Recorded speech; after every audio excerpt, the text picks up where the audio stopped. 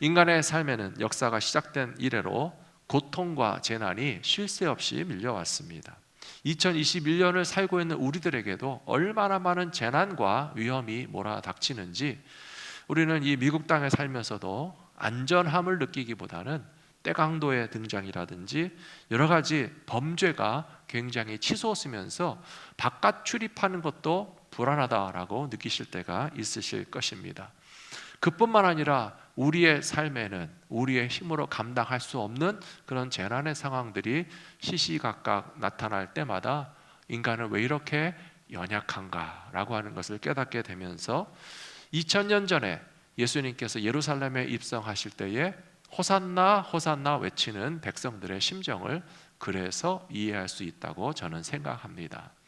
우리 예수를 믿는 사람들은 예수님께서 예루살렘에 들어가시는 것이 기쁘고 좋아서 조금 신나서 기대를 가지고 호산나라고 외치고 또 찬송에도 나오고 하니까 그 톤이, 분위기가 좀 즐거운 분위기로 느껴질 수도 있습니다. 물론 즐거운 면이 없지 않아 있습니다. 야, 신난다. 예수님께서 예루살렘 성에 들어오신다. 우리를 위하여 오신 구원의 주님이 이제 예루살렘 성에 입성하시니까 좋은 일이 있을 것이다 라고 하는 그런 기대하는 마음에서 부른 찬송이기도 하지만, 그러나 우리가 또 생각해 보면 그 당시의 백성들의 삶도 우리들보다 더 어렵고 더 위험하고 더 재난이 많고 더 고통이 많았기 때문에 아마도 아주 안타까운 심정으로 예수님께 불렀을 것입니다. 주여 우리를 구원하소서. 주여 우리를 불쌍히 여기소서. 지난 주일에 나눈 말씀처럼 여리고성의 두 맹인이 다윗의 자손 예수여 우리를 불쌍히 여기소서라고 할 때에 즐거운 마음으로만 노래를 부르듯이 예수님을 불렀겠습니까? 아닙니다.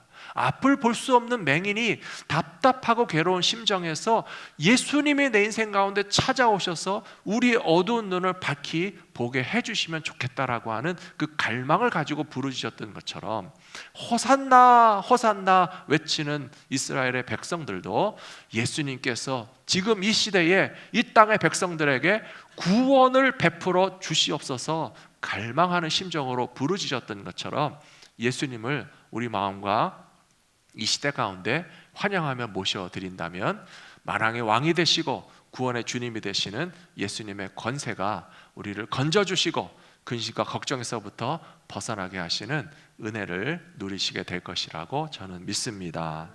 이제 성탄의 계절이 다가오고 있는데요, 예수님의 탄생의 의미도 오늘 함께 묵상하기 원합니다. 첫 번째로 예수님의 탄생하심과 감당하신 모든 사역은 하나님의 약속의 성취라는 사실을 우리가 기억해야 됩니다.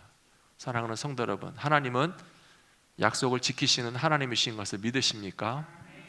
하나님은 약속하신 것을 반드시 지키시는 하나님이십니다.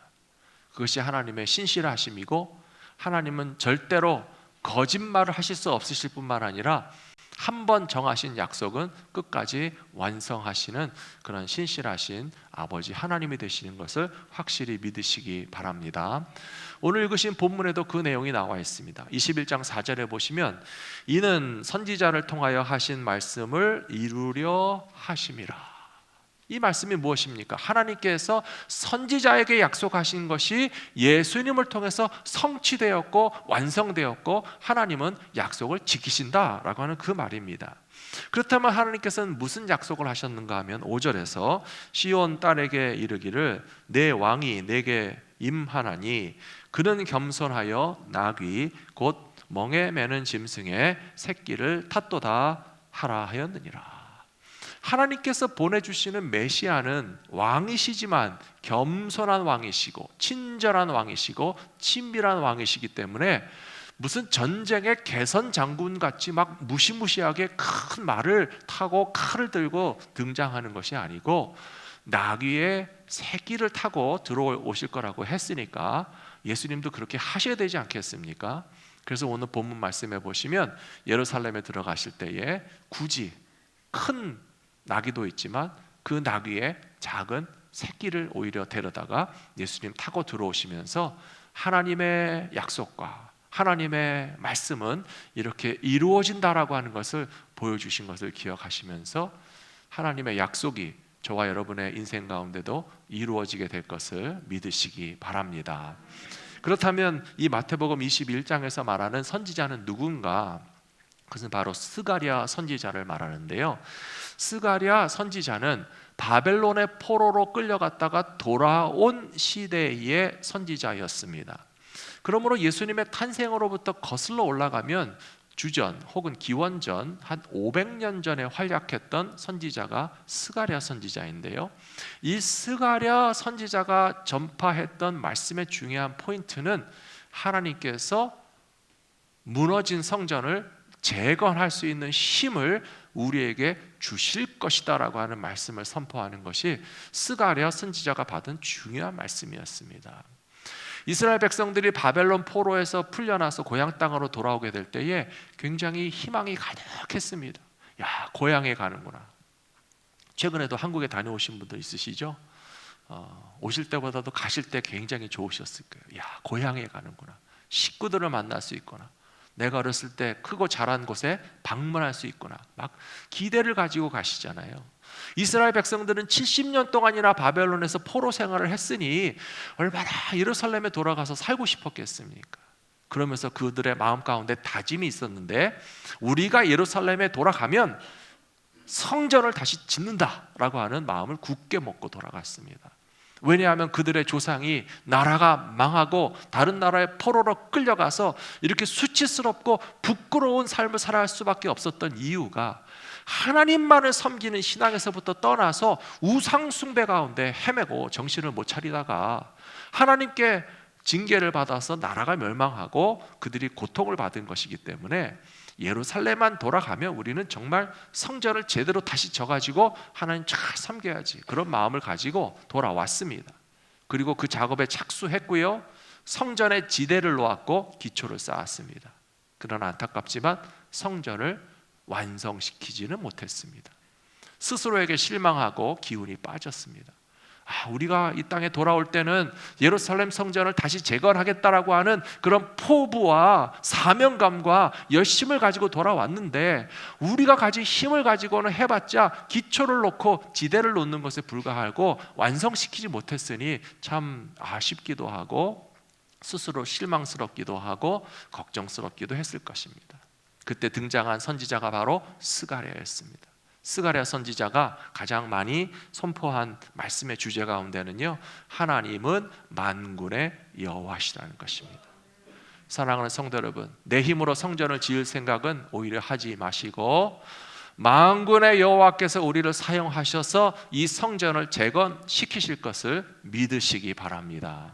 스가랴 선지자가 이와 같은 하나님의 약속과 소망에 대해서 이야기하면서 주신 말씀이, 메시아가 오시면 짐승의 새끼를 타고 오시는 겸손하신 지도자가 등장할 때에 그분이 하나님의 아들 메시아이신 줄 알고 우리들 마음 가운데 모셔드려서 그분을 왕으로 섬기는 백성이 되어라 라고 예언한 것이 500년 전의 일이었습니다.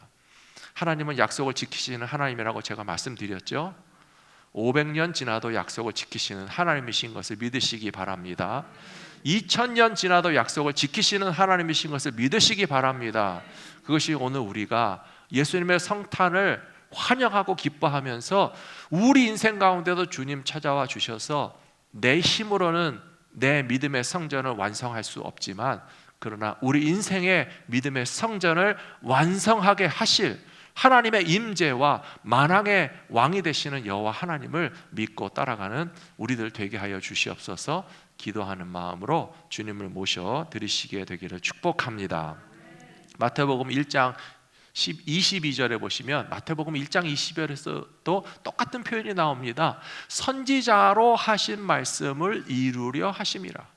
앞에서 보셨죠? 마태복음 21장 4절에서도 스가랴 선지자로 하신 말씀을 이루게 하시려고 나귀를 타고 들어오셨고, 이 마태복음 1장 22절에서도 이사야 선지자로 하신 말씀을 통해서 그것을 완성하기 위해서 예수님이 오셨는데요, 1장 23절에 보시면 처녀가 잉태하여 아들을 낳을 것이요 그의 이름은 임마누엘이라 하리라 하셨으니 번역한즉 하나님이 우리와 함께 계시다 함이라.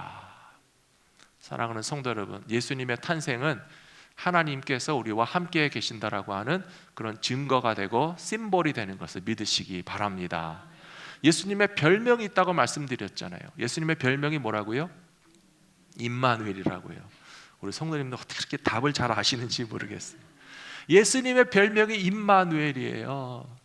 예수님을 보면 하나님이 함께 계신다는 것을 알 수 있다는 거예요. 느낄 수 있다는 거예요. 증거가 된다는 거예요. 그것이 바로 심볼이라는 것이에요. 사랑하는 성도 여러분, 이런데도 예수님을 영접해서 모셔드리지 않으시겠습니까? 하나님이 우리와 함께 계신다라고 하는 상징으로 보내주시는 예수님을 기쁘게 맞아들이신다면 700년 전 이사야의 예언도 성취되고 500년 전 스가랴의 예언도 이루어진 것처럼 2000년 전에 예수님 탄생의 역사가 과거의 일이 아니고 오늘 저와 여러분에게 주시는 하나님의 임재하심의 체험이 될 것이라고 저는 확실히 믿습니다. 두 번째로, 겸손한 마음으로 주님을 영접할 때에 우리는 구원의 주님을 만날 수 있습니다. 오늘 읽어드린 본문 말씀 마태복음 21장 8절에 보시면 무리의 대다수는 그들의 겉옷을 길에 펴고 다른 이들은 나뭇가지를 베어서 길에 폈다, 그렇게 되어 있습니다. 만일에 제가 이 시간에 이 겉옷을 벗어가지고 좀 제 옷을 밟고 지나가십시오 그러면 여러분들이 굉장히 당황하실 거예요. 목사님 왜 이럴까? 근데 제가 아무에게나 겉옷을 벗어서 발로 밟고 지나가시라고 하겠습니까? 예수님이 이 땅 가운데 찾아오시고 예수님께서 우리 가운데 찾아오신다면 그와 같이 겸손한 모습으로 주님을 높여드리고 환영하는 것이 옳다라고 저는 믿습니다. 오늘 그 말씀해 보시면요, 대다수의 사람들이 그렇게 했다라고 되어 있습니다. 예수님이 예루살렘 성에 들어가실 때에 구경하는 사람들도 많이 있었지만 그 중에 굉장히 많은 사람들이 자기의 옷을 길에 깔아놓기도 하고 나뭇가지를 베어서 길에 깔아놓기도 하면서 많은 사람들이 예수님을 환영했다는 점을 저는 주목하기를 원합니다. 이 대다수의 사람들은요, 오늘날로 치면 대다수의 권력이 없는 사람들입니다. 오늘날로 치면요, 대다수의 경제적으로 넉넉하지 못한 사람들입니다. 그리고 오늘날로 치면 이 사람들은 대다수의 건강하지 못한 질병과 연약함으로 고통받는 사람들이 다 예수님이 필요하기 때문에 예수님이 예루살렘 성에 들어오실 때에 환영하며 맞아들었던 것처럼 오늘 저와 여러분도 예수님을 꼭 필요로 하는 사람들에 속하여서 예수님을 기쁨으로 맞이하실 수 있는 주님의 백성들 되시기를 축복합니다. 예수님 필요하다고 느끼십니까? 예수님이 꼭 찾아오셨으면 좋겠습니까? 그런데 왜 이 시대에 많은 사람들이 예수님을 환영을 안 하죠? 좀 이상하지 않습니까?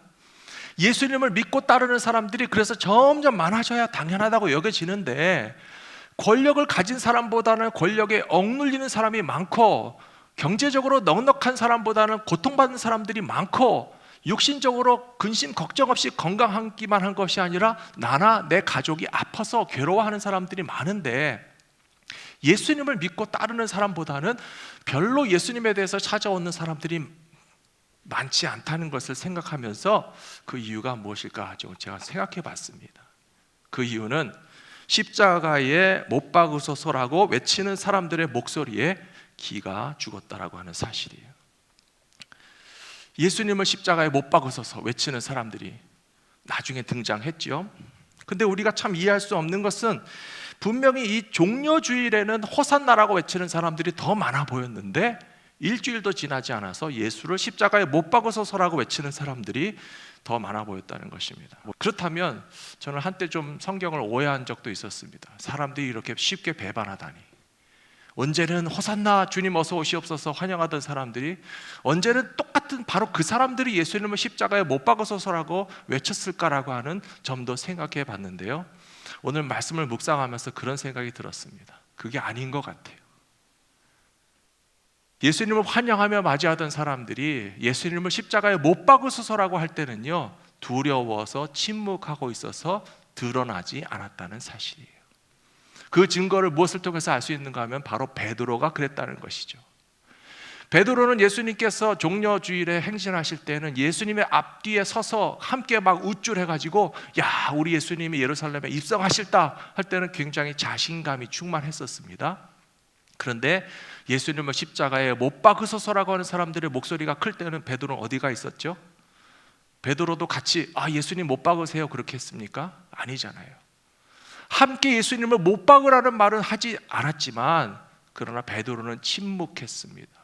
부인했습니다. 나는 예수를 모른다고 그랬고요, 나는 예수의 제자가 아니라고 그랬고요, 나와 예수님은 상관없다라고 부인하면서 도망갈 수밖에 없는 그런 베드로의 모습만큼이나 예수님을 호산나라고 부르면서 환영하던 사람들이 침묵했기 때문에 드러나지 않았지만, 그래서 오늘 우리에게 필요한 믿음은 바로 그것이라고 생각합니다.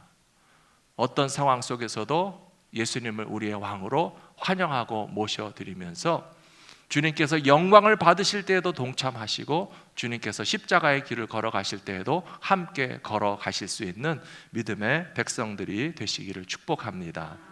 저는 그 모습을 바로 동방 박사들에게서 발견합니다. 마태복음 2장 1절과 2절에 보시면 동방 박사들의 이야기가 나옵니다. 헤로드 왕 때에 예수께서 유대 베들레헴에서 나심에 동방으로부터 박사들이 예루살렘에 이르러 말하되 유대인의 왕으로 나신 이가 어디 계시냐? 우리가 동방에서 그의 별을 보고 그에게 경배하러 왔노라 하니. 사랑하는 성도 여러분, 성탄의 계절이 다가오고 있는데요, 동방 박사들과 같은 마음으로 준비하시게 되기를 부탁합니다. 예수님이 아무리 멀리 계셔도 찾아가시는 믿음의 사람들 되시기를 부탁합니다. 예수님을 만나려고 하는 사모하는 마음 때문에 준비해서 찾아가셔서 그 수고를 마다하지 않고 우리를 위하여서 오신 예수님을 환영하며 맞이하게 될 때에 그 기쁨은 더욱더 충만하게 될 것이라고 저는 믿습니다. 동방박사들 이야기를 왜 해드린지 아세요? 우리가 지난 2년 동안에 코로나 팬데믹으로 신앙생활이 많이 편안해졌습니다. 신앙생활이 편안해지다 보니까 많이 게을러졌습니다. 그러다 보니까 우리가 코로나 팬데믹 이전에는 매일같이 새벽 기도회도 했죠, 주중 기도회도 했죠, 여러 부서에서 봉사도 하셨죠.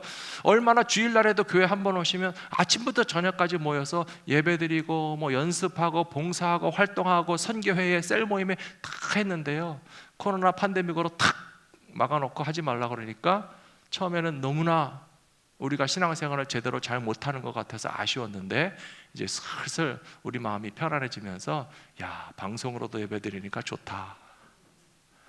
요즘 같으면 예수님 탄생하시면 동방박사들이 갔을 것 같으세요? 안 갔을 것 같으세요? 중계방송 카메라를 보내가지고 생방송으로 베들레헴 마구간이나 보여주시면 그거로 됐다라고 할 만큼 우리의 신앙생활이 편안해지면서 게을러지지 않았을까. 그렇다면 동방 박사들의 헌신과 믿음을 우리가 본받아야 할 것이고 존경해야 될 것이고 예수님을 만나기 위해서 쫓아가서 드리는 선물을 주님이 기뻐 받아주실 것이라고 저는 믿습니다. 여러분들 이게 뭔지 아세요? 코로나가 시작되기 직전에 전도 초청 행사를 하려고 했었습니다. 근데 우리가 전도 초청 행사를 준비해 놓고는 코로나 때문에 모든 모임과 활동이 중단되면서 그 전도 초청 행사를 또 취소할 수밖에 없었어요. 저도 한 명의 형제님을 교회로 초대해서 다시 신앙생활을 할 수 있게 권면하기 위해서 초청해 놓고 그 형제님에게 드리기 위해서 준비한 선물이었는데 아직도 전달을 못하고 제가 가지고 있는 거예요. 이 선물의 내용이 뭔지 궁금하시죠? 보여드릴게요. 망치입니다. 이게 왜 망치냐? 그 형제님의 직업이 목수예요. 그 형제님이 목수 일을 배워서 열심히 일을 잘하고 있다는 기쁜 소식과 더불어서 그러나 일이 바빠서인지 신앙적으로 식어져 있어인지 요즘 교회 출석을 잘 안 하고 믿음이 좀 식어져서 걱정된다라고 하는 그 가족의 부탁을 받고, 그렇다면 제가 그 형제님을 교회로 다시 초청해서 열심히 신앙생활하고 건면하기 위해서 선물을 준비했고요, 여기다가 제가 글씨를 새겼습니다. Carpenter for Jesus. 예수님을 위한 목수가 되어 주십시오. 사실 예수님도 목수셨거든요. 목수들이 제일 많이 쓰시는 게 망치잖아요. 그런데 예수님이 목수로 오셔서 이 땅 위에서 우리의 고통과 아픔을 이해하시는 것처럼 예수님을 위한 이제 목수가 되어 주시라고 부탁하면서 선물하기 위해서 준비한 건데 아직도 제가 전달을 못 하고 있습니다. 기회가 되면 빨리 교회로 초청해서 이 선물도 전해주고 그 형제님이 신앙생활에 다시 뜨겁게 회복되어서 예수님을 위하여 충성할 수 있는 목수가 되면 얼마나 좋을까 하는 마음으로 함께 예수님을 환영하여 맞아 들이시고 복음을 증거하는 사명에도 열심히 동참하시는 저와 여러분 모두가 되시기를 부탁합니다. 마지막 세 번째로 구원의 주님이 세상에 오심을 감사 찬송하면서 따라가는 제자가 되어야 합니다. 오늘 읽으신 말씀해 보시면 21장 9절에서 예수님 앞에서 가고 뒤에서 따르는 무리가 소리를 높여 이르되 호산나 다윗의 자손이여 찬송하리로다 주의 이름으로 오시는 이여 가장 높은 곳에서 호산나 하더라. 지난 주일에 본문 말씀에도 보시면요, 여리고성의 두 시각장애인이 예수님을 불러서 만났습니다. 예수님이 오셔서 무엇을 하여 주기를 원하느냐라고 물으셨을 때에 제대로 된 정답을 얘기했다고 가르쳐 드렸죠. 그것도 기억하시나요? 예수님이 무엇을 해주기를 원하느냐라고 하면 뭐라고 대답하셔야 돼요? 100점은 못 드리겠는데요. 예수님이 오늘 우리에게 무엇을 하여 주기를 원하느냐라고 하면 뭐라고 대답하셔야 돼요?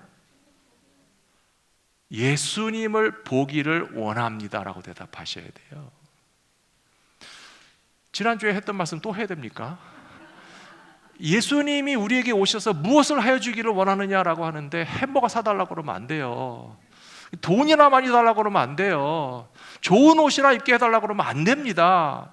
예수님이 오늘 저와 여러분에게 오셔서 무엇을 하여 주기를 원하느냐라고 물으시면 그냥 보게 해달라고 하지 마시고 예수님을 보기를 원합니다라고 구하시면 우리들도 예수님을 볼 수 있는 눈을 밝게 뜨게 하여 주실 줄로 믿습니다. 그 후에 여리고 성의 두 시각장애인이 눈을 뜨고 난 다음에 예수님을 따라갔다라고 하는 것이 중요하다고 말씀드렸어요. 오늘 말씀에도 21절 9절에서 앞에서 뒤에서 예수님을 따르는 사람들은 구경꾼이 아닙니다. 그냥 따라가는 사람이 아닙니다. 예수님을 따라간다라고 하는 말을 두 글자로 바꾸면 그것이 바로 제자라고 하는 말을 기억하시는 우리 성도님들이 되시기를 부탁합니다. 예수님의 제자를 정의하는 또 하나의 방법이 있다면 그것은 예수님을 따라가는 사람들이라는 뜻이에요. 따라해 주시기 바랍니다. 우리는 예수님을 따라가는 사람들입니다. 한 번 더 하겠습니다. 우리는 예수님을 따라가는 사람들입니다. 예수님을 따라가는 사람들 되시기를 바랍니다. 예수님 가시는 행차 구경만 하지 마시기 바랍니다.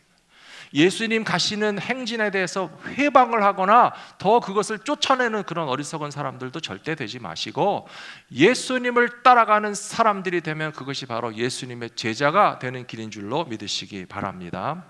미국 사람들이 참 퍼레이드를 좋아하는 것 같아요. 1년 내내 보시면요, 주변에 크고 작은 퍼레이드들이 계속 있습니다. 봄, 여름, 가을, 겨울이 있고요. 스포츠 경기 우승하면 우승 경기자들의 퍼레이드도 있고, 저는 미국에 처음 도착한 도시가 파사데나다 보니까 그 파사디나에서는 1월 1일마다 신년 뉴 이어 퍼레이드를 하잖아요. 그러면 그 운동 경기, 볼 경기도 있지만 그러나 꽃차를 만들어서 그렇게 행진하는 것을 보면서 참 처음에는 이해가 안 됐어요. 그렇게 추운데 밤새서 그 새벽부터 나가가지고 그 꽃차 퍼레이드를 보겠다고 기다리는 사람들 왜 그럴까? 처음에는 제가 미국 문화를 몰라가지고 이해가 안 됐어요. 몇 년 살다 보니까요, 거기에 중요한 메시지가 있다는 것을 알게 됐어요.